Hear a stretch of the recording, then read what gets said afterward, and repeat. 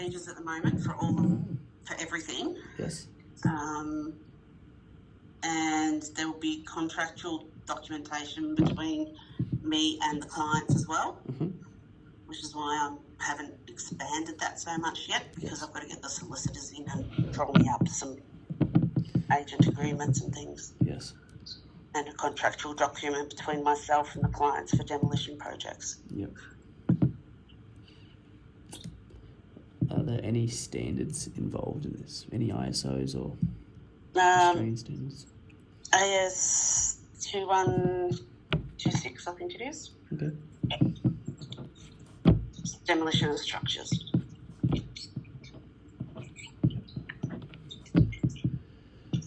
AS2124. AS2124. You've never had anyone else externally come in and accredit them, the documents? We don't have that kind of thing. We do have, you can get ISO compliance, but not for, it's too onerous. Yep.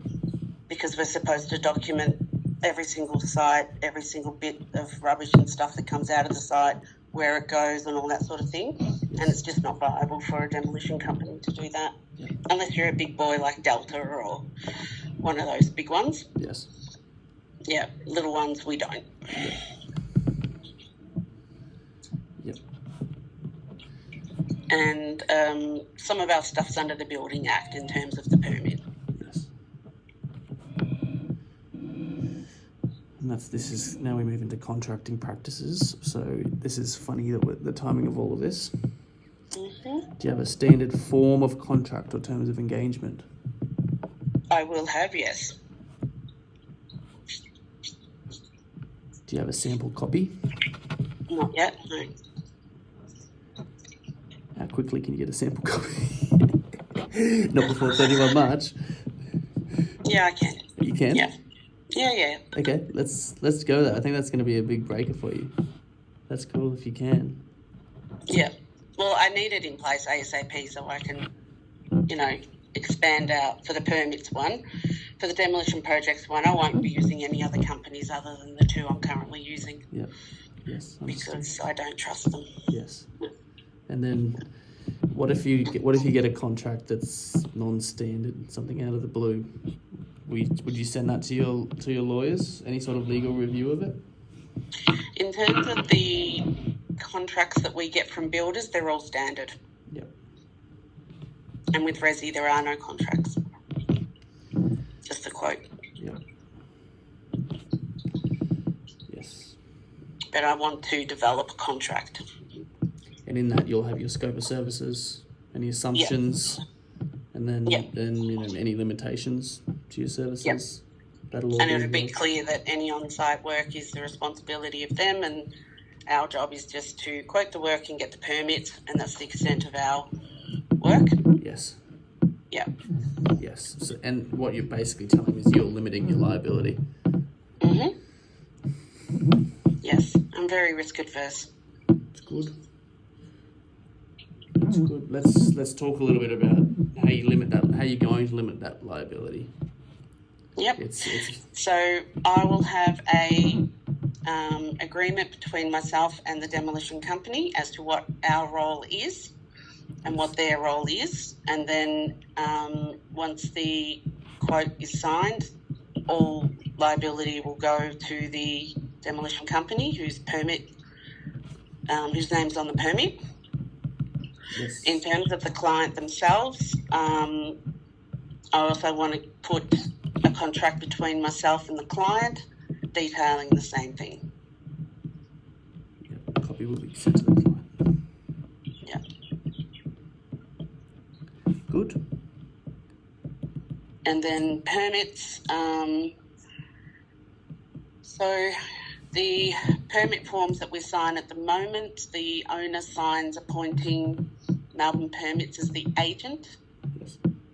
I can send you the demolition consent form, which is the owner signs, yes, which nominates a certain demolition company to do the work and nominates myself as the agent to prepare the documentation for the permit.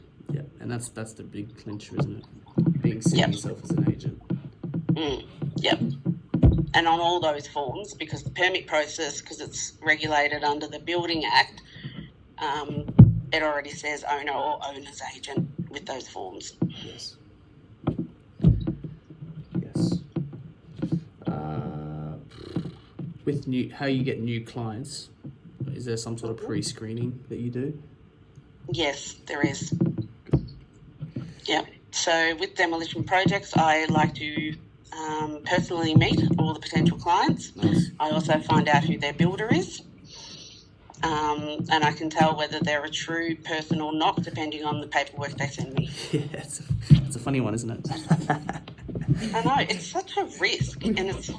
We got the same strategy there. Yeah, I know. Look at that. You don't want to fill out some forms? Ah, okay. You don't want to give me your builder's details? Okay then, all right. Complaints then?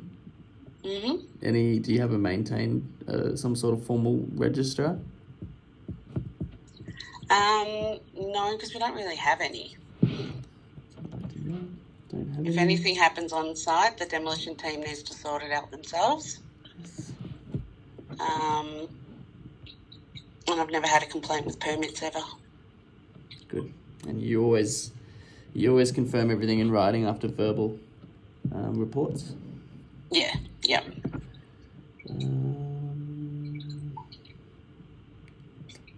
Are you taking on any continued professional development? Is there a development program in place? I keep up with industry standards, but we don't have a CPD program. Mm-hmm. There's nothing for builders or demolishers. What happens if you're away or you're sick or something? Do you have a sort of arrangement for when you're not available? No, I have to still manage the business myself. So no one takes over the business when I'm not there. Yeah. So we either close for a certain amount of time, or I just keep working. Life of a small business owner. Yes, I feel you. Did you have any claims on the past Melbourne projects? No, never had a claim on insurance. Cool. Good. No misconduct or disciplinary proceedings? No. Have you ever been subject to any claims for civil liability? What does that mean? So, have you ever breached kind of like your professional duty before and faced the courts in any way? No.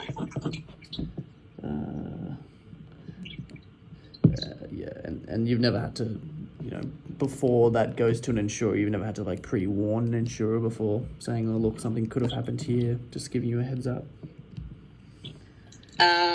Only in relation to the breach of director's duties for my former director? Yes. No. But that didn't go anywhere because I couldn't claim under anything. Yes. And yes, they're not part of this business anymore anyway. No.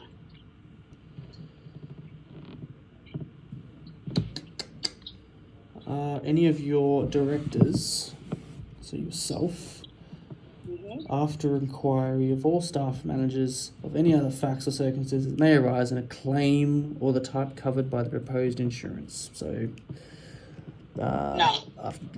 Thinking over your entire business in the last 9 months, there's nothing else to disclose in terms of this lovely nature of the business. Basically, it's just fishing out. They're trying to understand if there's any kind of skeletons in the closet. No. Do you currently hold professional indemnity insurance? Yes. And that's with AIG? Mm-hmm. AIG. The due date is the 31st of March. 31st of the 3rd, 2025. The limit is 20. What did you buy? 10 million.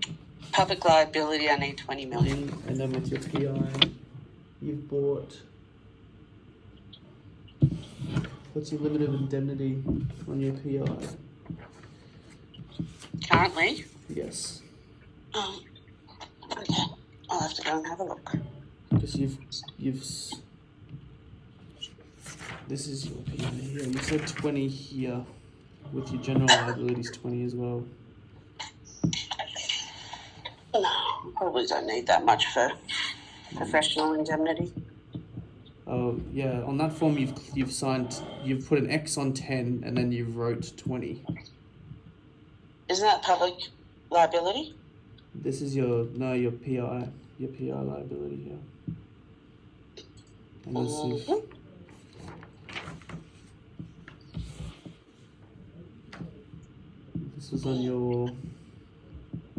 this was on your PI proposal, number 23. Professional indemnity, I've currently got one claim, 1 million, limit of liability, aggregate 3 million. Okay, 3 in the aggregate. Yeah.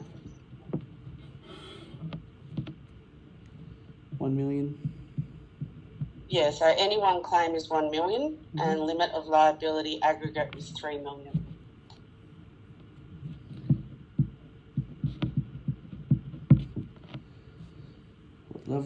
Similar levels you require, 1 million? Well, I don't know, do I need 1 million? You just got to think in terms of this space, it's a lot of costs involved in a collateral sense. When you look at liabilities, it's on the civil side, so your general liabilities a little bit different when it's stemming from professional services. They can just get eroded quite a bit. So you could buy 500,000, $1 million, 2.5 or 10. Usually, for myself, I'm personally insured for 2 million, professional indemnity. The price differences aren't that high, so it's just usually it's governed by particular contracts. So you see that a lot with contracts you sign. They'll ask for a certain amount, but in your space, if you're comfortable with $1 million. Well, it's not my insurance or my professional indemnity that will be supplied, though, for projects. It will be the company I'm working with. Right. So, in terms of permits, I guess if the permit's wrong, but they wouldn't come after me for that. They'd go after the building surveyor or the demolition company. It would be if the demolition company comes after me.